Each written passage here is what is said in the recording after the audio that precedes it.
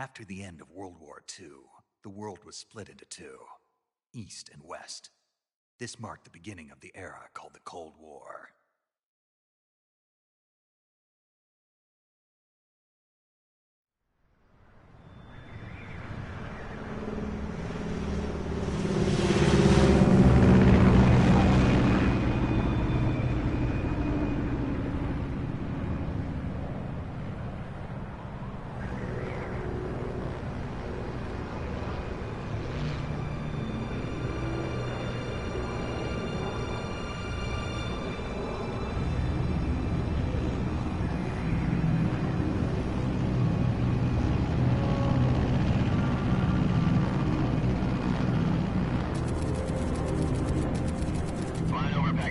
Altitude 30,000 feet. Approaching Soviet airspace. 20 minutes to drop off. Commencing internal depressurization. Equipment check. Arm main parachute. All right. You ready to go? Drop zone still showing a high pressure mass. Cav okay. Good. We've got high visibility.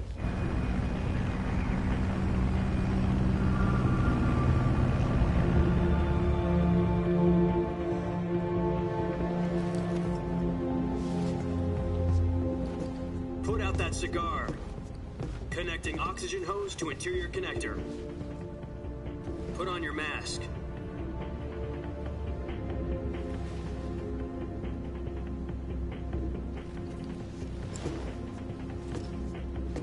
Does this panty waste know what he's doing? Approaching release point.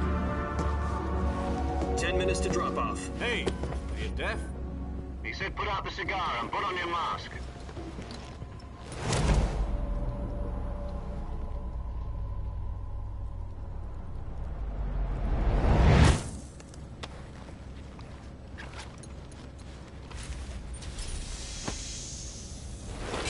Depressurization complete. Checking oxygen supply. 6 minutes to drop off. Opening rear hatch.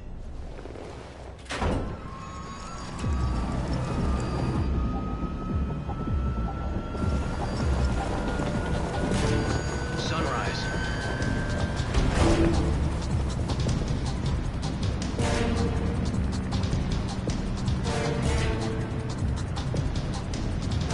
External temperature minus 46 degrees Celsius. 2 minutes to drop off. Stand up.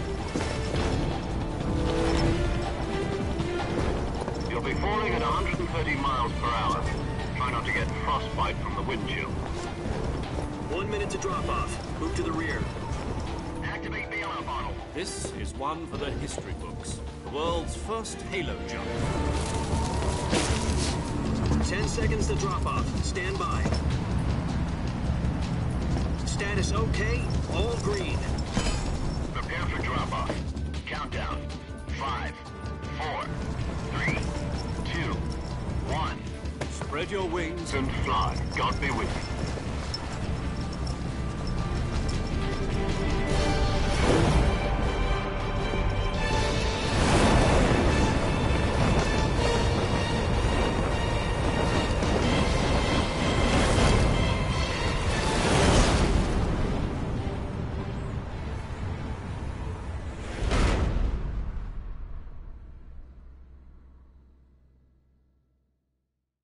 Jack, I've got some important news.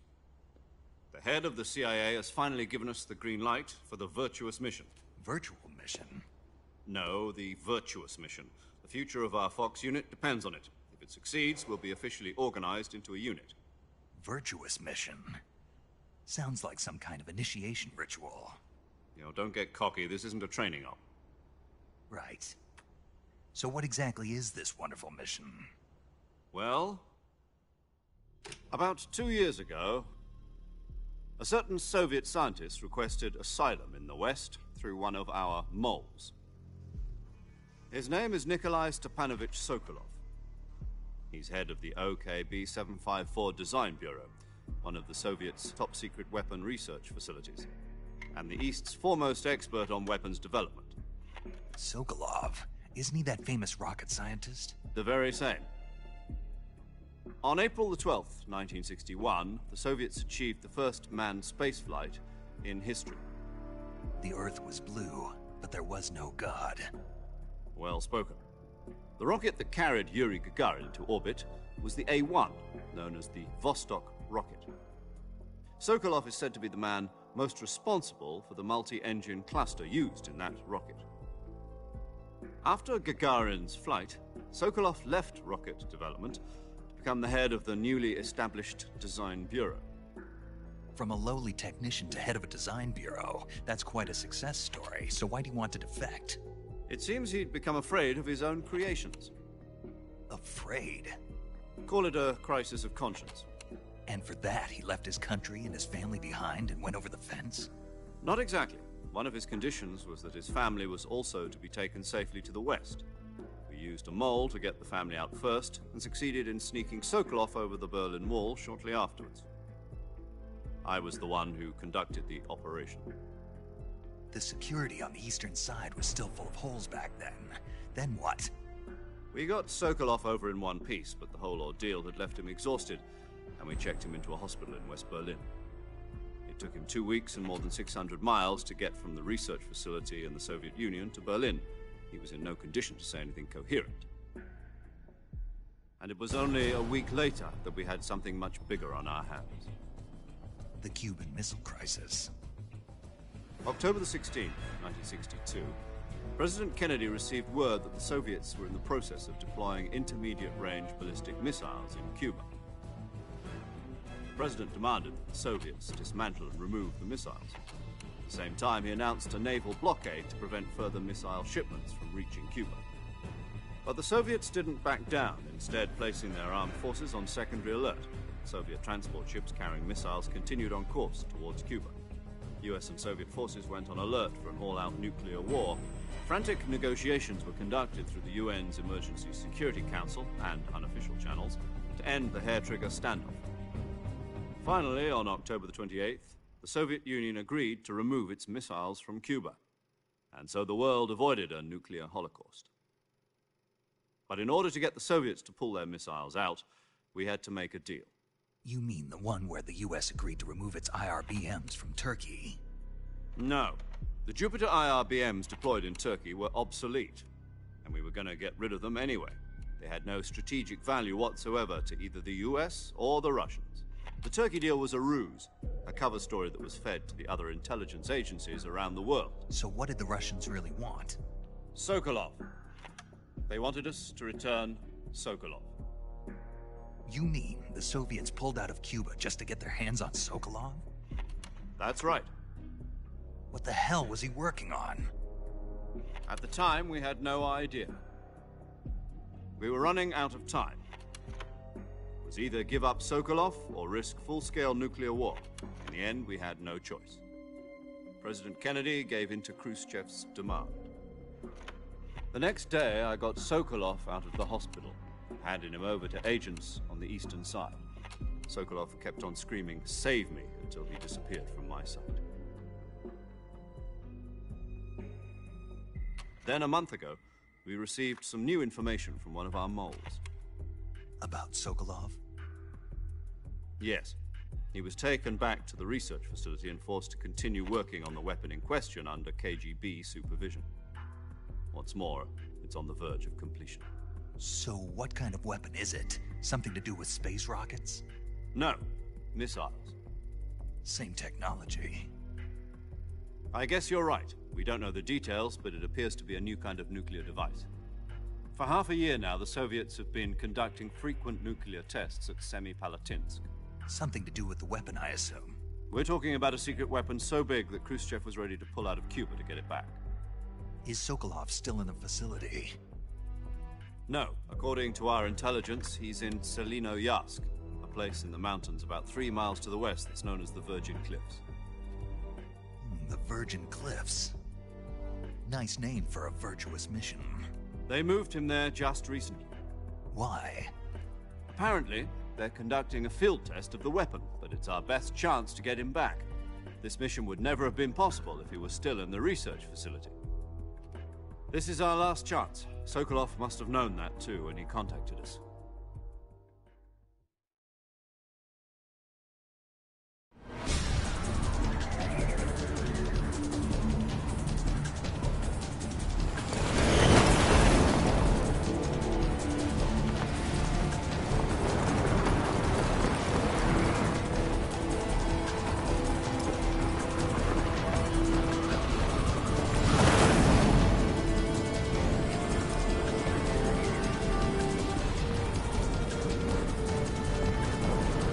Listen up, Jack.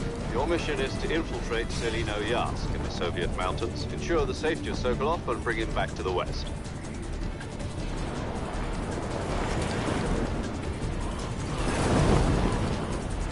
If we don't get Sokolov back before that weapon is complete, we'll be facing a major crisis.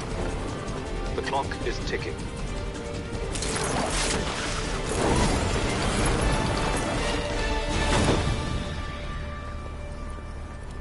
Once we've confirmed the rescue of Sokolov, stand by at the recovery point.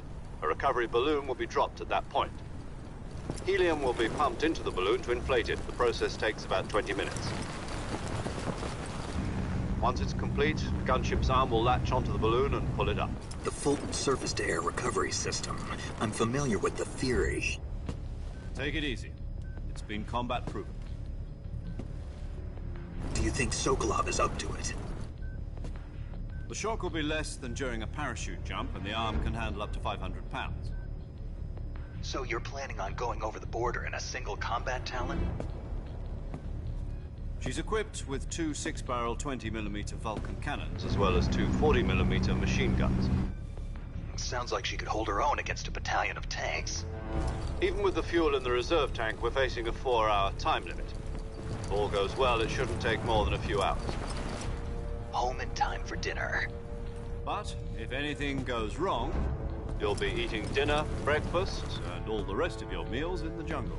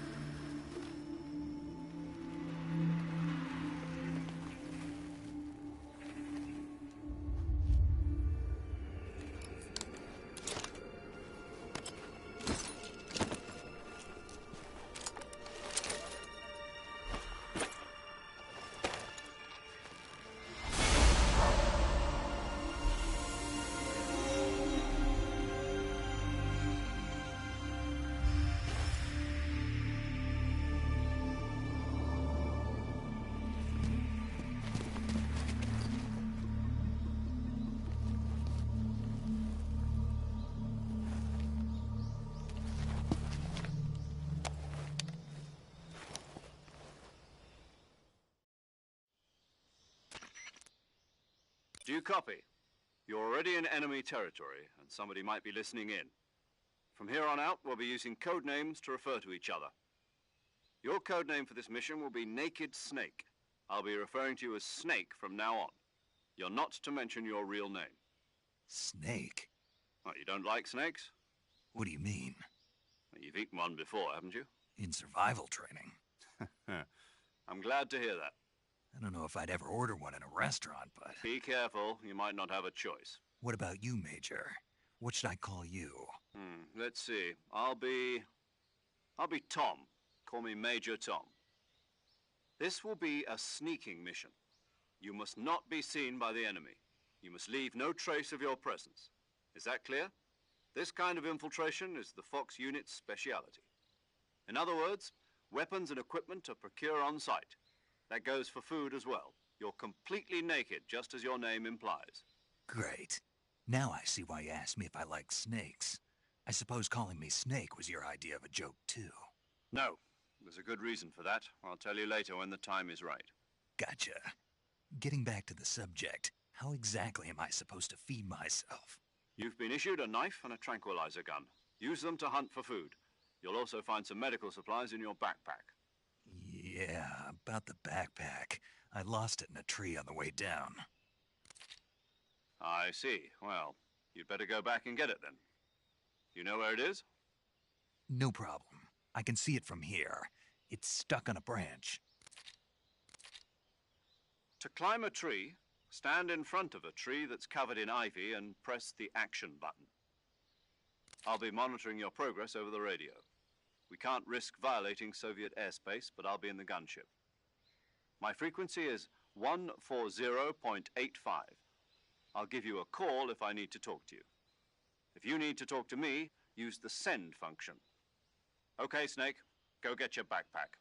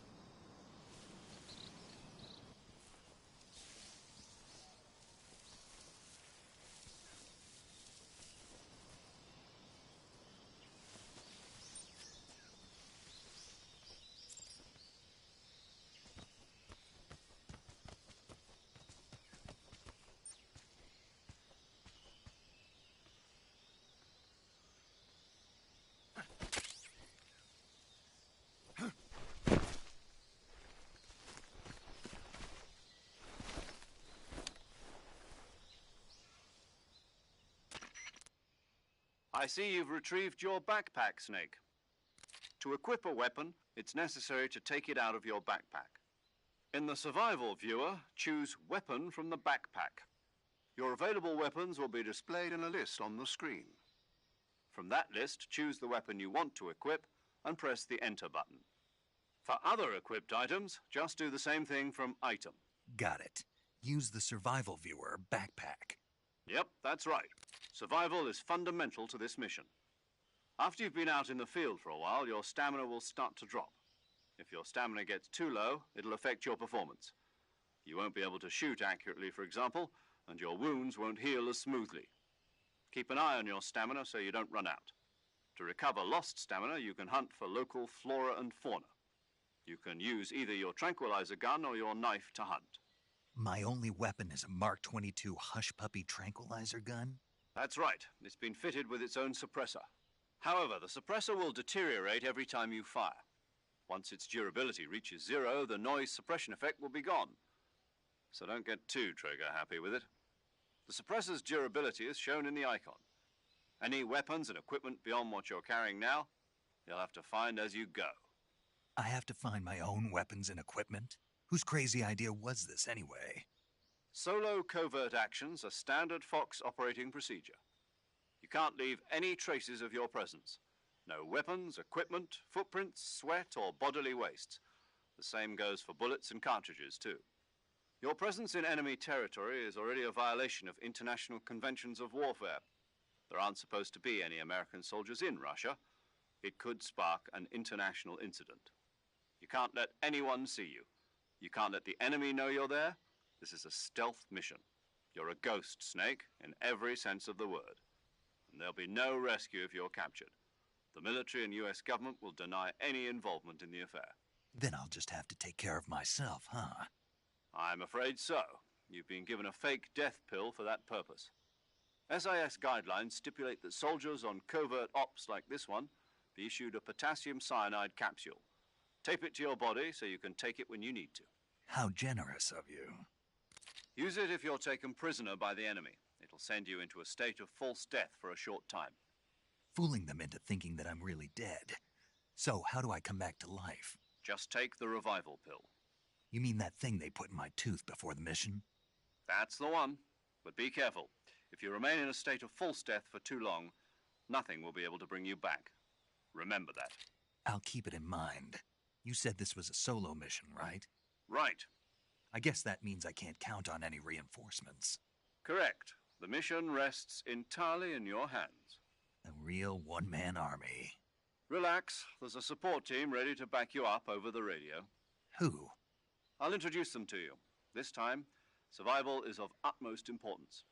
The first member of the support team will be in charge of monitoring your physical condition, acting as a medic, so to speak, as well as recording your mission data. She's a member of Fox as well, and she's here on the gunship with me. She? Hello, Snake. I'm paramedic. Nice to meet you. Paramedic. As in a medic who comes in by parachute. Aren't you going to tell me your real name? Are you going to tell me yours, Mr. Snake? My name, huh? It's John Doe. And they call you Jack for short. You're a regular Captain Nemo. A name means nothing on the battlefield. After a week, no one has a name. What's your name? Jane Doe. Very funny. I wasn't joking, but I'll tell you my name only if you manage to make it back alive. My frequency is 145.73. She's also in charge of recording your mission data. Whenever you want to save, send a message over the reserved save frequency, 140.96. So saving lets me record my mission data. That's right. It also records the state of your health. Good to know. There's one more person I want to introduce you to, Snake. Huh? Speaking of snakes, you remember the boss, don't you? A legendary soldier and your mentor. Actually, it was the boss that got the DCI's authorization in the first place. She's going to be serving as Fox's mission advisor. The boss is? She also helped me plan this mission. She and I were at SAS together. Jack, is that you? How many years has it been? Boss? That's right. It's me. Oh. Talk to me. Let me hear your voice. It's been 5 years, 72 days, and 18 hours. You've lost weight. You can tell just by the sound of my voice. Of course I can. I know all about you. Really? Well, I don't know anything about you. What's that supposed to mean? Why'd you disappear on me all of a sudden? I was on a top-secret mission. You didn't need me anymore. But there were still so many things I wanted you to teach me. No, I taught you everything you needed to know about fighting techniques. I taught you all I could. The rest you needed to learn on your own. Techniques, sure. But what about how to think like a soldier? How to think like a soldier? I can't teach you that. A soldier needs to be strong in spirit, body, and technique. And the only thing you can learn from someone else is technique. In fact, technique doesn't even matter. What's most important is spirit. Spirit and body are like two sides of a single coin. They're the same thing. I can't teach you how to think. You'll just have to figure it out for yourself. Listen to me, Jack. Just because soldiers are on the same side right now doesn't mean they always will be. Having personal feelings about your comrades is one of the worst sins you can commit. Politics determine who you face on the battlefield. And politics are a living thing. They change along with the times. Yesterday's good might be tomorrow's evil. Is that why you abandoned me? No, it had nothing to do with you. I already told you, Jack. I was on a top-secret mission. A soldier has to follow whatever orders he's given. It's not his place to question why. But you're looking for a reason to fight. You're a natural-born fighter, but you're not quite a soldier. A soldier is a political tool, nothing more. That's doubly true if he's a career soldier. Right and wrong have no place in his mission. He has no enemies and no friends. Only the mission. You follow the orders you're given. That's what being a soldier is. I do whatever I have to get the job done. I don't think about politics. That's not the same thing. Sooner or later, your conscience is going to bother you. In the end, you have to choose whether you're going to live as a soldier or just another man with a gun. There's a saying in the Orient, loyalty to the end. Do you know what it means? Being patriotic. It means devoting yourself to your country. I follow the president and the top brass. I'm ready to die for them if necessary. The president and the top brass won't be there forever. Once their terms are up, others will take their place. I follow the will of the leader, no matter who's in charge. People aren't the ones who dictate the missions. Then who does? The times. People's values change over time, and so do the leaders of a country. So there's no such thing as an enemy in absolute terms. The enemies we fight are only enemies in relative terms, constantly changing with the times. As long as we have loyalty to the end, there's no point in believing in anything, even in those we love. And that's the way a soldier's supposed to think? The only thing we can believe in with absolute certainty is the mission, Jack. All right, but do me a favor. What is it? Call me Snake. Snake. Oh, right. Your codename is Snake. It suits you well. That's right. The legendary unit that the boss put together during World War II was a snake. The Cobra unit, a group of heroes that brought the war to an end and saved the world. As long as you've got a legendary hero backing you up, you'll be fine. Isn't that right, Snake? Yeah, I can't think of anyone else I'd rather have with me. Oh, and one more thing, boss. Yes? It's good to hear your voice again. Same here. After all, who knows if either of us will make it out alive? Snake, you are always best at urban warfare and infiltrating buildings. But this is the jungle. Survival is going to be key. Those CQC techniques I taught you are sure to come in handy. CQC? Close quarters combat, huh? I've been in the Green Berets for the past few years. I'm probably pretty rusty. Not to worry. I'll be here to help you remember. After all, this is your first actual survival mission. I'll be supporting you over the radio. Where are you, boss? Next to the Major? The boss is communicating with us by radio from aboard a Permit-class submarine in the Arctic Ocean. My frequency is 141.80. Call me if you need my advice on battle techniques. Gotcha. Your mission is to retrieve Dr. Sokolov. Dr. Sokolov is being held in an abandoned factory located to the north of your current position. Avoid heavy combat and don't let anyone see you. Don't forget that this is a stealth mission. Snake, try to remember some of the basics of CQC.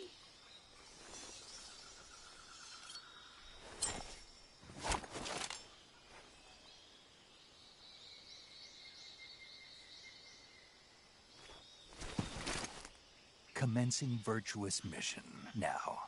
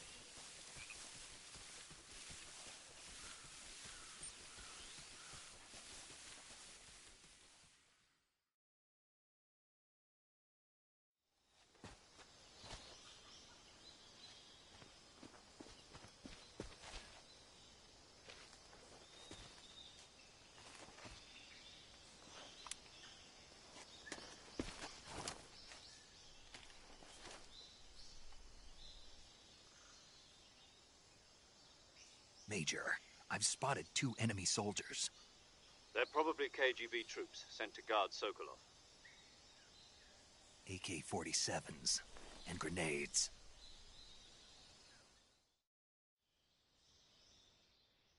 Snake, your presence in Soviet territory is already a violation of international law.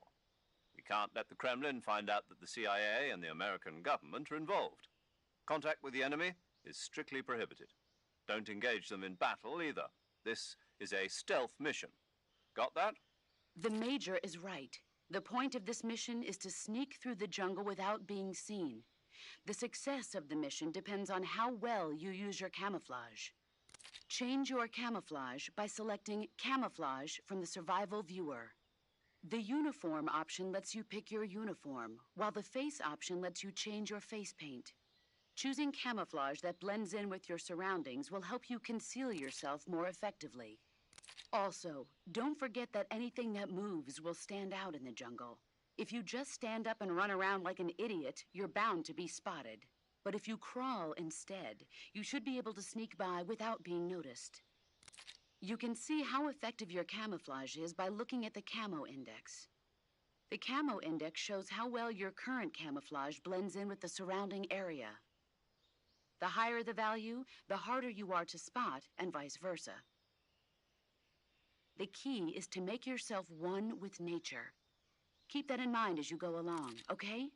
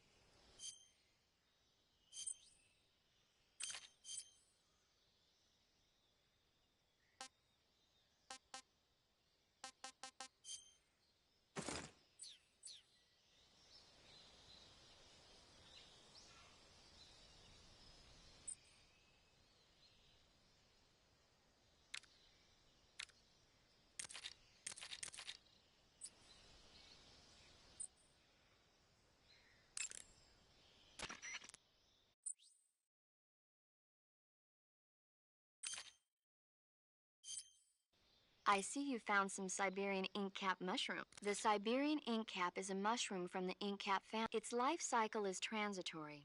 And that's why they call it an ink cap? That's right. Why's that? Ink cap this Meaning? meaning. Oh, wait a minute. What? You think I'd drink alcohol? Wouldn't. Hell no. Well, I'm not What? just teasing you. Oh, come on. I need a...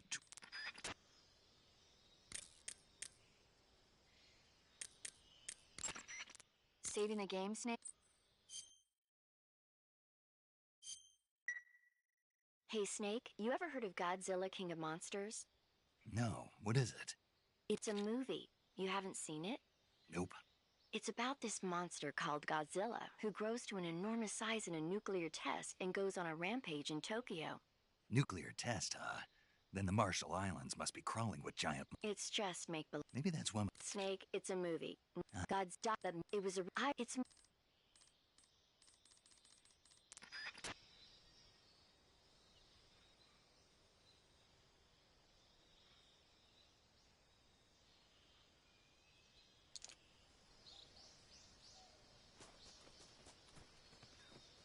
What the?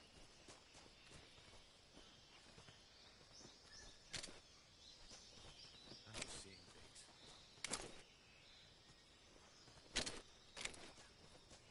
What?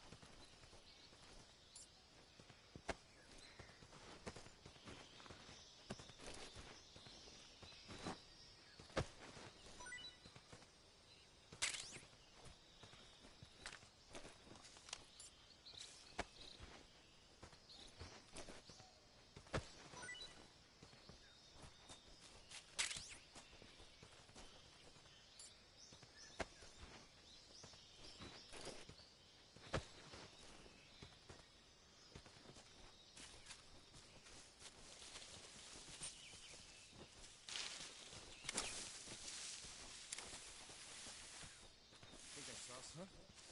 Who was that?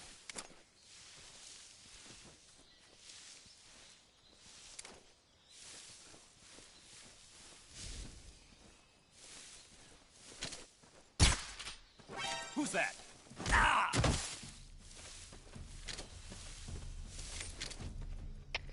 HQ, respond. Patrol here. Enemy sighted. Requesting backup. Acknowledged. Sending reinforcements.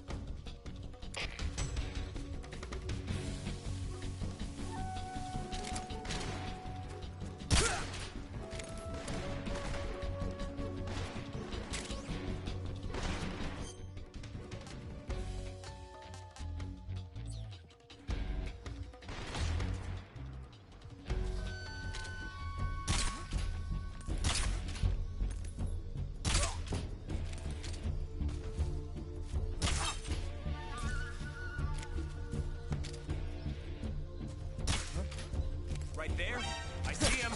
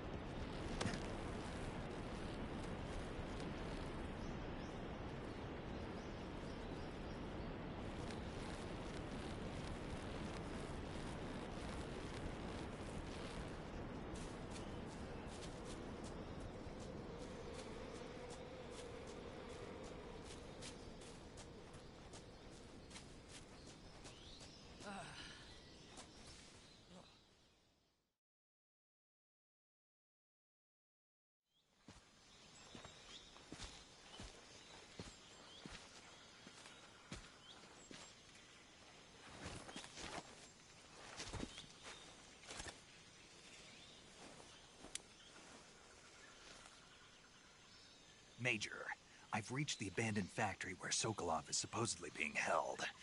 This place is a dump.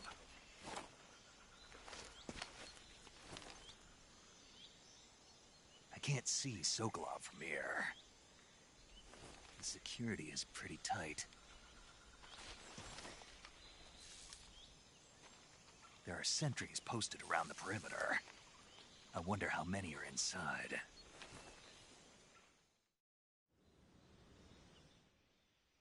Your objective, Sokolov, is inside the factory. They should be holding him in a room in the northeast section. Northeast. Oh, no, it's... And Sorry.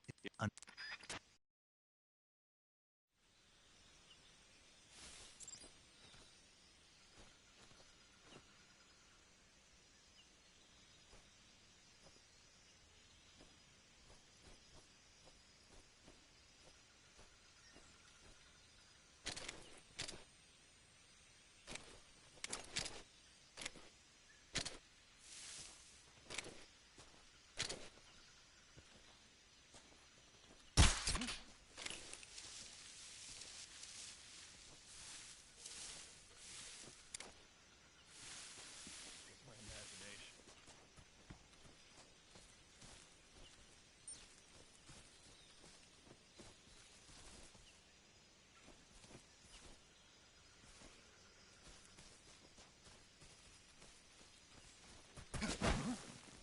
What was that?